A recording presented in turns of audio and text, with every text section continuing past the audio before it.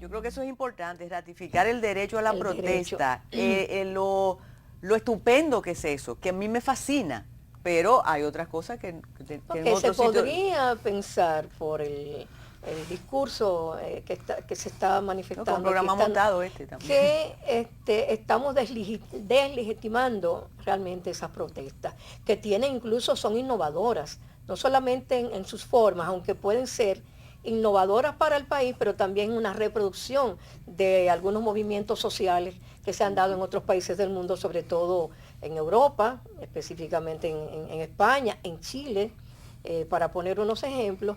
Y a mí me parece, y tú lo decías ahorita, Carmen, que es innegable que hay razón en la mayor parte Claro de que las sí. demandas que ellos están planteando, pero eso no, hay que limpiar un poco, ver un poco el bosque un poquito más allá de lo que realmente está apareciendo y ver esto en perspectiva, porque también... No, yo ratifico eso. A ocurre? mí me preocupa que capitalicen Exacto. eso determinados grupos y organizaciones, porque el movimiento y la espontaneidad de muchos de los jóvenes me parece Pero ¿y por qué Pero, ahora? válido, tú, encomiable. Con este gobierno pero no, tú, 100 pero días, tú te ¿por qué puedes dar ahora? cuenta muy fácilmente del siguiente fenómeno. Por ejemplo, en la última protesta yo pasé 2 veces a la hora que se iba a comenzar. Ay, que no hay discusión, no permiten discusión. Y después a la hora que se suponía que ya debía estar todo reventado de gente. Y después por la noche lo monitoreé por la televisión y me di cuenta del siguiente fenómeno. Mientras una parte de los organizadores se dirigían desde el obelisco Hembra al público congregado, lo que daban entrevistas a la prensa eran figuras que no tienen nada que ver con los grupos de jóvenes que usan la red, sino que son los tradicionales voceros de los paros barriales, como mi amiga María Teresa, como mi amigo Jesús Adón, que pertenecen a otro tipo de estructura. Pero estamos de acuerdo, pero ojalá se entienda eso. Pero eso no es un naciente liderazgo local. Esos liderazgos locales que si se pueden llamar liderazgos también. Por ejemplo, el caso de justicia fiscal, de los jóvenes de justicia fiscal. Ahí habría que hacer también una disecación y ver los diferentes actores. Eso, por ejemplo, yo respeto mucho la opinión de Pavel Isa Contreras. Claro. O sea, si tú lees la columna de Pavel Isa Contreras y en el periódico El Caribe, y tú ves su interrogante que dice, ¿y después del paquetazo qué?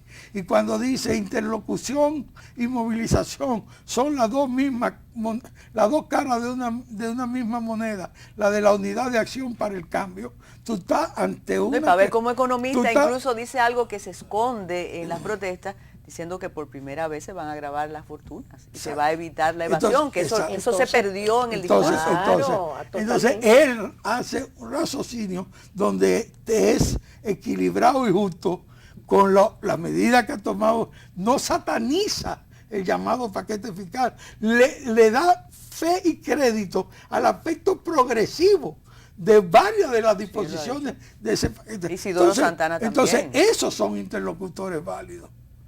Y esos son gente que tú tienes que prestarle atención, darle respuesta y satisfacer sus inquietudes y sus... ¿Por qué insisten todos en que no quieren convertirse en partido ni en movimiento? ¿Tú crees que van a lograr más de esta manera? No, porque posiblemente tienen tras de sí el fantasma de lo que ha ocurrido en este país desde 1960 al 61 a la fecha, de que juraban y juraban. Es como con lo de la reelección, que juraban y juraban. Y el único que ha resistido, paradójicamente, el único que ha resistido la tentación de modificar la Constitución o hacer la Constitución a imagen y semejanza de sus necesidades, es sido el doctor Leonel Fernández, que resistió primero los consejos de don Amable Arista Castro cuando le digo, póngase los pantalones. Sí. Y después cuando promovió la Constitución del 2010, volvió al acuerdo original del Pacto por la Democracia. Pero tampoco eso lo reconoce. Porque el propósito es decir que aquí lo que hay es una dictadura constitucional dirigida por una corporación con vocación autoritaria y de partido único que nos lleva al apocalipsis. Vuelve y plantea. Esos son los mismos que... Sí, Gordo, todo esto, pero detrás de esto, o sea, no está el resurgimiento de un nuevo liderazgo actual que esté trazando desbrozando el camino en el proceso. Se suponía que el liderazgo actual emergente debería surgir del escenario que desde 1978 se ha convertido en el cauce de la alternancia en este país y que no hay ningún factor ni exógeno ni nacional que lo pueda modificar en 4 periodos, por lo menos durante 4 periodos más, que es las elecciones. Y surgió algún liderazgo de ese, dime, mira, desde 1978 los llamados grupos de izquierda, los grupos de izquierda y los llamados grupos emergentes han tenido participación electoral como presidenciables. Narciso se presentó en el 78, en el 82 y en el 86, 3 veces. González Espinosa, el otro, Moreno. Guillermo Moreno 2, Eduardo Estrella 4, una por el Reformista, otra por el PRCC del Torito y 2 por los Dominicanos por el Cambio. Ese nació para ser presidente y así por el estilo. Y en todo ese trayecto del 78 aquí, ninguno ha alcanzado el 2%, que te permite lograr mantener tu personalidad jurídica.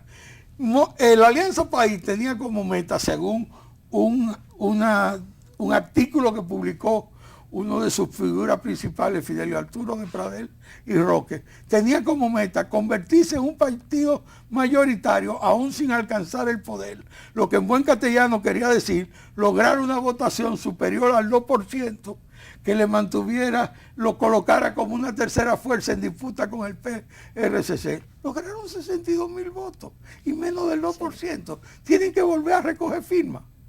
Bueno, ahora están en una campaña de recoger firmas. Y si yo te digo, José Ernesto, que la única manera para detener las protestas, que siempre son válidas, reitero, son válidas, la única manera es que se inicie el proceso en contra de Leonel Fernández. Yo te diría que es un error, porque primero el problema no se puede plantear en que hay que detener la protesta, porque esas protestas no son ningún peligro, ni ningún atentado a la paz pública, al orden constitucional, ni nada. Ese es el ejercicio de un derecho ciudadano, y yo soy capaz de dar mi vida por defender el derecho de eso. Ahora ellos tienen que entender que ellos también tienen la reciprocidad de defender mi derecho, a exponer mi punto de vista y está dispuesto a dar su vida también por eso. No, y hay un poco de intolerancia. Entonces, pero un gobierno no se puede sostener con protestas cotidianas sin llegar a un punto de avenencia, un diálogo, aunque no le corresponden estas protestas a este gobierno. ¿Cuál es el alcance? ¿O no son contra este Carmen, ¿cuál es el alcance de esa protesta y la perspectiva? Hay una serie, así como hay por lo menos 4 factores que son claves. Pero los medios de comunicación son importantes. Oye, así como hay 4 factores que son claves, que son claves para ganar una elección, así hay una serie de factores que son necesarios e imprescindibles para tú mantener de manera sostenida un movimiento de reclamo y de protesta. Y la misma composición de ese movimiento te dice que no es de larga duración. Yo me atrevo a decir ese pronóstico. Como autoconvocado. Por eso, un autoconvocado ya no existe. Por eso la mayoría de los partidos que salieron de las elecciones ahora están en un proceso antes de enero. Tú vas a ver sorpresas en una serie de grupos que salieron de las elecciones más divididos que unidos. Porque como dice un viejo sabio que vive en Uruguay y que ahora tiene como oficio el ser presidente de la República y sembrador de flores, la derrota nunca tiene dueño. Entonces hay mucha gente que quiere esconder el desastre de su derrota.